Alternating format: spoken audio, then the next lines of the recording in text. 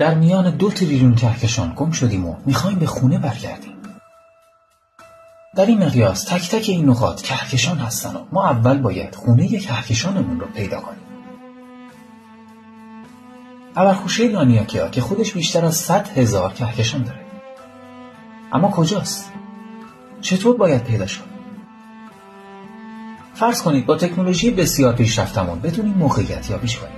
با بررسی میزان چگالی کهکشانی منحصر به فردش به نظر میاد بهش نزدیک باشه.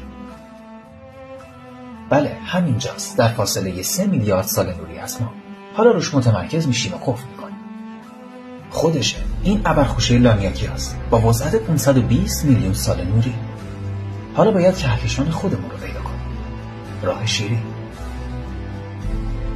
کهکشان ما یک کهکشان مارپیچی سنگینه که اونقدر ناچیزه که از این فاصله حتی نمیتونیم اون رو ببینیم.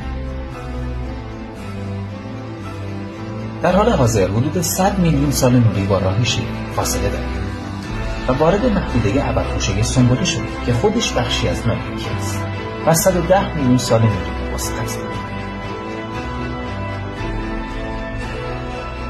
راه شیری به همراه آندرومدا یکی از 10 کهکشان موجود در گروه محلی.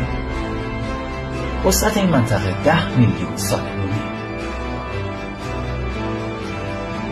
حالا کهکشان ما داره کم کم پیداش میشه. بله، خودشه. راه شیری با وسعت 120,000 سال نوری. زیاد بزرگ به نظر نمیاد، اینطور نیست؟ چرا هست؟ بیایید بریم داخلش تا سامانه خورشیدیمون رو پیدا کنیم. سامانه خورشیدی تو یکی از بازوهای فرعی کهکشان و در فاصله 26,000 سال نوری از مرکز اون قرار دارد. بازوی شکارچی.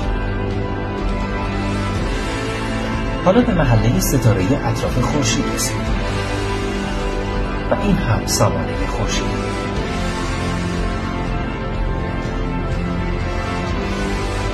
سرعتمون هنوز چندین برابر نور